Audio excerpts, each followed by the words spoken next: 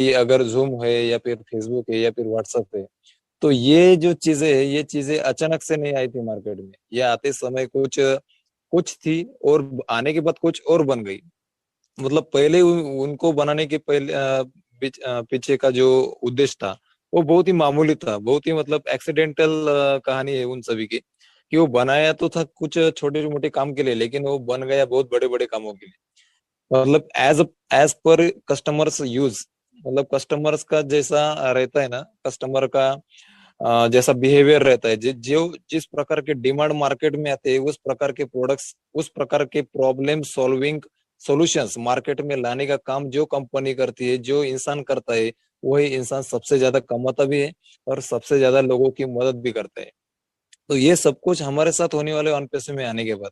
लेकिन अभी हम जितना ज्यादा एक्साइटमेंट में है, उतना ही ज्यादा हम सभी को हमारे जिम्मेदारी का एहसास होना चाहिए कि हमें किसी भी और कंपनी के प्रोडक्ट्स के साथ हमारी कंपनी के किसी भी प्रोडक्ट्स के तुलना नहीं करनी है, कंपैरिजन नहीं करनी है। क्योंकि ये वक्त आने वाला है, बहुत सारे हमारे फाउंडर्स ऐसे भी है कि जो एक्साइटेड हो जाते हैं और जूम के साथ हमारे ओकनेट की भी तुलना कर सकते हैं, फेसबुक के साथ हमारे ओनेट की कर सकते हैं। मतलब आने वाले वक्त में जितने भी प्रोडक्ट्स आएंगे 50 से भी ज्यादा आएंगे, तो डेफिनेटली वे ऐसे ही रहेंगे कि जो फिलहाल के मार्केट में प्रोडक्ट्स है उनसे कई ज्यादा फीचर्स के साथ आएंगे। लेकिन इसका अर्थ ये नहीं है कि अभी के मार्केट में जो प्रोडक्ट्स है वो गंदे या फिर वो बुरे है। नहीं, वो बुरे नहीं है, उनका कोई प्रॉब्लम भी नहीं है। लेकिन क्या है, उनको बनाया ही ऐसा गया था कि उसके बाद उनको अभी फिर से अपडेट करना मुमकिन नहीं है, इसलिए वे अभी बेस्ट है उनकी जगह जगह पर। गूगल भी एकमेव है, फेसबुक भी एकमेव है, मतलब अद्वितीय है, उनकी बराबरी कोई भी नहीं कर सकता। उन्होंने आज तक जितनी भी हम सभी को सर्विसेज दिए वो बहुत अच्छी तरीके से दिए। जूम आशय के बदौलत ही हम सभी यहाँ पर मिलकर काम कर रहे हैं।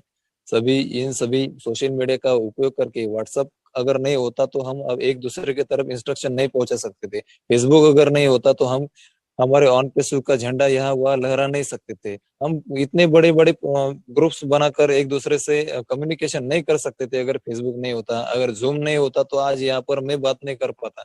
मतलब सभी के सभी प्रोडक्ट्स के हमारे ऊपर उपकार है, हमको बहुत हेल्प किया उन्होंने बोरी का वक्त में। तो हमारा भी कर्तव्य है कि किसी भी और कंपनी के साथ हमारी कंपनी की तुलना नहीं करनी है। क्योंकि ऑन पैसिव है, अदर कंपनीज है। ऑन पैसिव का अपना एक उद्देश्य है कि मार्केट में इंटरनेट सॉल्यूशंस लाने हैं, ऐसे सॉल्यूशंस जो कम कीमत में ज्यादा से ज्यादा क्वालिटी के साथ सर्विसेज दे सके, और सामान्य इंसान, जो सामान्य छोटे छोटे बिजनेसेस है जो मार्केट में अभी मतलब ऐसे कागर पे आकर खड़े हैं कि वहां पर वो डूबने वाले हैं, मतलब उनका कुछ फ्यूचर का कुछ हो नहीं रहा है। तो ऐसे ऐसे छोटे छोटे बिजनेसेस को हम ऑनलाइन अगर लाकर उनका अगर हम कुछ करेंगे तो उनको फायदा होगा। उनके लिए हर प्रकार का प्रोडक्ट हम यहाँ पर लाने वाले हैं। इससे क्या होगा, हम सभी दूसरों की मदद कर पाएंगे। हमारी कंपनी का जो सीईओ है, ऐसा सीईओ कहीं पर भी नहीं है। हमारी कंपनी का जो उद्देश्य है, विजन है, वो कहीं पर भी नहीं है। इसीलिए, और हमारी कंपनी के जैसे किसी भी और कंपनी के 14,30,000 के आसपास के या फिर 1 लाख के ऊपर के फाउंडर्स भी नहीं है। तो इतने सारे फर्क होने के बाद हम क्यों किसी और कंपनी के साथ हमारी कंपनी की तुलना करें, ये गलत है। ये सब होना नहीं चाहिए, और जिम्मेदारी बहुत बढ़ गई अभी अभी। और एक चीज है जो मैं बताना चाहूंगा कि ये जितने भी प्रोडक्ट्स हमारे अभी वन बाय वन आने वाले हैं, तो हो भी सकता है कि बीच बीच में हमारी जो वेबसाइट है थोड़ा सा मतलब झटके खाए, या फिर थोड़ा सा उसका सर्वर का इश्यू आ जाए। किसी का लॉगिन होता है, किसी का नहीं होता है, किसी का लेट होता है, किसी का फोटो लेट अपलोड होता है, तो किसी का होता ही नहीं। तो ये सारे के सारे प्रॉब्लम्स प्रॉब्लम्स नहीं है, तो ये प्रोसेस के भाग है। इन प्रोसेस के भागों को हम सभी को अनुभव करना है। और ये अनुभव जब हमारे काम में आएंगे तब हम अपने दोस्तों को भी बता पाएंगे कि ऐसा ऐसा था तो ऐसा ऐसा हो गया। तो प्लीज कोई भी यहाँ पर मतलब पैनिक ना हो कि ये क्यों हो रहा है, ये कैसे हो रहा है। ये सब कुछ समय के बहाव के साथ हमारे सामने अच्छे से पेश हो जाएगा। जैसे जिस प्रकार से फेसबुक, व्हाट्सएप, ये सब कुछ आया है ना, उसी वो सब कुछ आया था तब किसी को भी मालूम नहीं था कि इसके बारे में टेक्निकल जानकारी किसी को भी नहीं थी। लेकिन आज हर एक इंसान, छोटा छोटा बच्चा भी व्हाट्सएप, फेसबुक, यूट्यूब, जितना भी कुछ इस मार्केट में है, वो अच्छे से रन कर रहा है। उसको किसी को बताने की जरूरत नहीं पड़ेगी कि ऐसा ऐसा यूज करना है, वैसा ऐसा यूज करना है।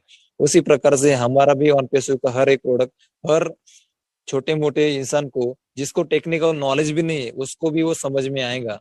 बस हम सभी को संयम रखना है और ज्यादा टेंशन नहीं लेना है, क्योंकि जो टेंशन लेता है उसकी जल्दी मौत हो जाती है, उसका कोई भरोसा नहीं रहता।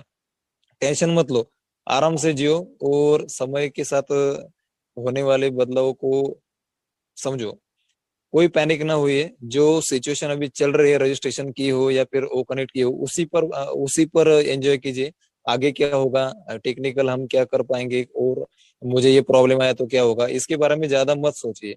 क्योंकि आपके जैसे भी ही हम भी फाउंडर्स है, तो हमको भी वही प्रॉब्लम आएंगे जो आपको आने वाले, तो वो अपने आप वो सारे के सोल्यूशन अपने आप निकलने वाले हैं और सबका भला होने वाला है।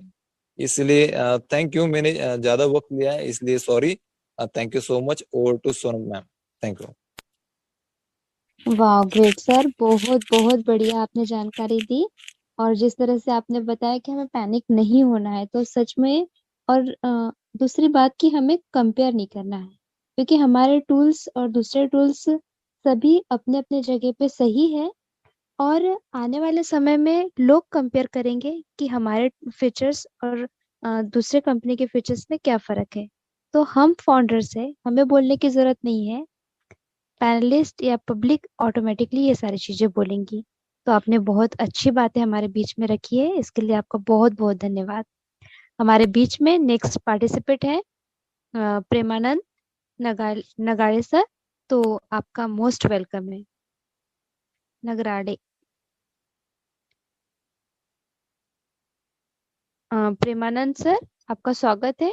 आइए सर, इस मंच में आप अपने शब्दों को रखिए।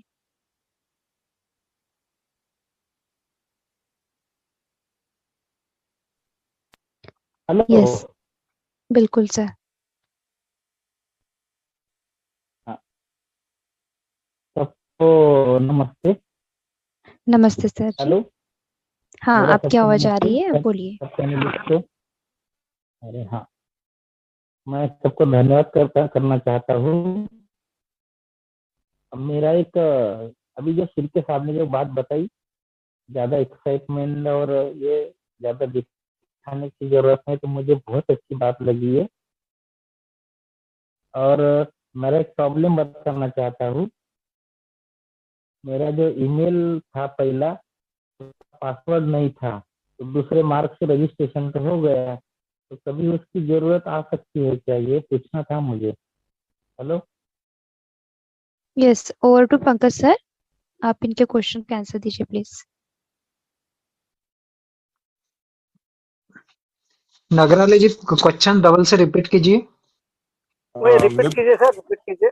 मैं बताता हूँ सर, सबसे पहले इन शॉर्ट बताता हूँ मैं, एक मिनट। उनका कहने का मतलब ये है कि पहला जो जीमेल था उनके पास जिससे वो फाउंडर्स को लॉगिन करते थे, तो उसका कुछ प्रॉब्लम है, उस पर कोई ओटीपी भी हाँ नहीं हाँ, जाता और मैसेज भी नहीं जाता।